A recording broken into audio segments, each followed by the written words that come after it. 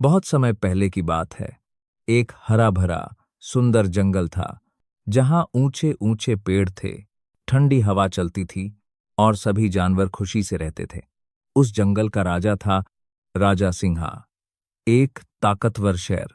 राजा सिंहा बहुत बहादुर था, लेकिन उसमें घमंड बहुत ज्यादा था। वह अक्सर सोचता था, मैं इस जंगल का सबसे ताकतवर राजा हूं, मुझे किसी की सलाह की जरूरत नहीं। उसी जंगल में रहती थी एक छोटी सी लोमड़ी चंटू।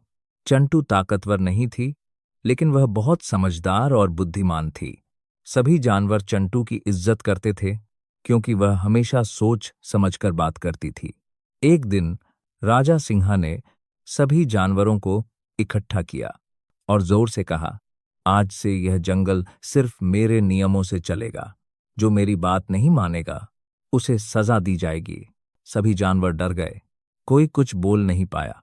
बिना सोचे समझे राजा सिंहा ने एक और नियम बना दिया, कल से कोई भी जानवर नदी का पानी नहीं पिएगा। नदी से पानी सिर्फ मैं पीऊंगा। यह सुनकर जानवर दुखी हो गए। नदी ही उनके जीवन का सहारा थी। चंटू शांत रही। वह सोचने लगी, घमंड को ताकत से नहीं, बुद्धि से हराया जाता है। चंटू धीरे धीरे राजा के पास गई और विनम्रता से बोली, महाराज, मैंने नदी के पास एक बहुत बड़ा शेर देखा है। वह कह रहा था कि वह आपसे भी ज्यादा ताकतवर है। यह सुनकर राजा सिंहा गुस्से से दहाड़ उठा। क्या? मेरे से ज्यादा ताकतवर? कौन है वह? मुझे अभी उसी के पास ले चलो। नदी का दृश्य चंटू राजा सिंहा को नदी के किनारे ले गई।